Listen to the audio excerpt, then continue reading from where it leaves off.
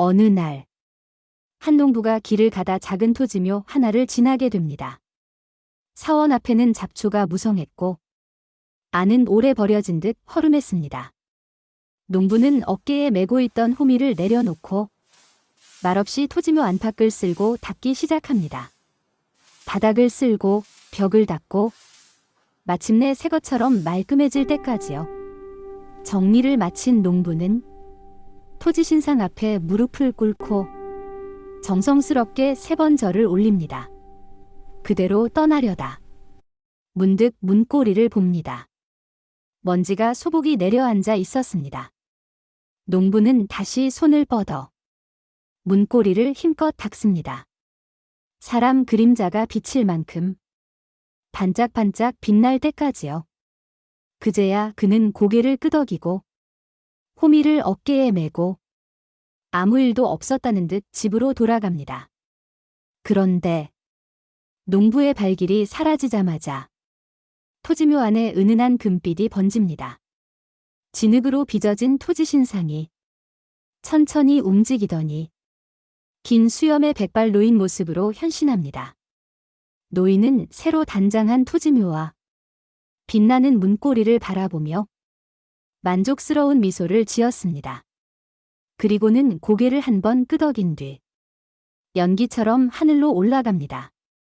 하늘에 이른 토지신은 마조성모를 찾아가 농부가 얼마나 정성껏 토지묘를 청소했는지 문고리 하나까지도 소홀히 하지 않았는지를 차근차근 이야기합니다. 마조성모는 조용히 고개를 끄덕이며 말합니다. 이 사람 마음이 참 곱구나. 일이 작다고 대충 하지 않았고 신이 말이 없다고 소홀히 여기지도 않았으니 참으로 드문 사람이로다. 마땅히 선행의 보답이 있어야겠구나. 그 농부는 왕씨 성을 가졌고 사람들은 그를 왕 노인이라 불렀습니다. 원래부터 성실하고 착한 사람이었던 그는 그날 일을 마치고 집에 돌아와서도 토지묘 이야기를 마음에 두지 않았습니다. 저녁 무렵 평소처럼 뒷마당 채소밭에 물을 주려다 그는 깜짝 놀랍니다. 어제까지만 해도 작은 새싹뿐이던 오이 덩굴에 굵고 고든 오이들이 여러 개나 열려 있었던 겁니다.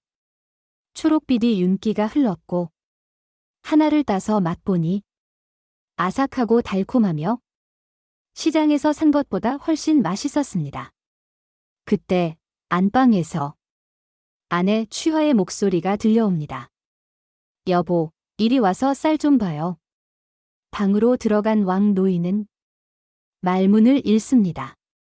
늘 바닥이 보이던 쌀독에 통통한 쌀이 가득 차 넘쳐 있었던 겁니다. 그는 머리를 극적이며 말합니다.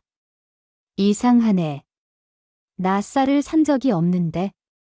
취화는 웃으며 대답합니다. 뭐가 어때요? 덕분에 오늘은 흰쌀밥 먹겠네. 왕 노인은 고개를 끄덕이면서도 마음 한구석에서 낮에 있었던 토지묘 일이 떠오릅니다. 사람들은 이런 일을 두고 시운이 트였다고 말합니다. 이후의 길이 술술 풀린다는 뜻이죠. 다음 날 새벽 왕 노인이 논에 나가자 또 한 번 놀랄 일이 기다리고 있었습니다. 벼는 유난히 무성했고 이삭은 무게를 이기지 못해 고개를 숙이고 있었습니다. 논 전체가 황금빛이었습니다. 이웃 논을 돌보던 이 노인이 부러운 눈길로 말합니다. 왕 노인. 이런 벼는 평생 농사지어도 보기 힘들어요. 왕 노인은 쑥스럽게 웃으며 답합니다. 나도 잘 모르겠네. 그냥 운이 좋았나 보지. 이 노인은 고개를 끄덕이며 말합니다. 당신 같은 사람은 분명 덕을 쌓았을 거요. 추수 때가 되자 왕 노인 집의 벼는 예년의 2배, 5가만이나 나왔습니다. 그는 수확이 좋지 않았던 이 노인 집을 떠올리고 가장 좋은 새쌀 2자루를 골라 조용히 보내줍니다. 이 노인은 쌀을 받아들고 눈시울을 붉혔습니다. 왕 노인은 손을 내저으며 말합니다. 이웃끼리 서로 돕는 거지요. 또 병든 가장을 둔 집에는 쌀 한 자루와 집에서 기른 닭 몇 마리를 보냈습니다. 그 집 안에는 눈물을 흘렸고 왕 노인은 다정하게 말했습니다. 작은 정성입니다. 부담 갖지 마세요. 며칠 뒤 거의 마르다시피 했던 집 앞에 오래된 우물에서 맑고 찬 샘물이 콸콸 솟아오르기 시작합니다.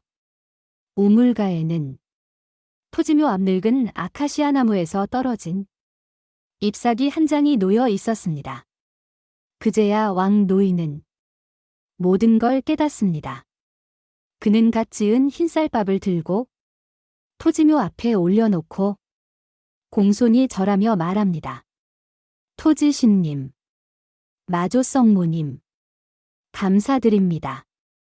앞으로도 선행을 잊지 않겠습니다.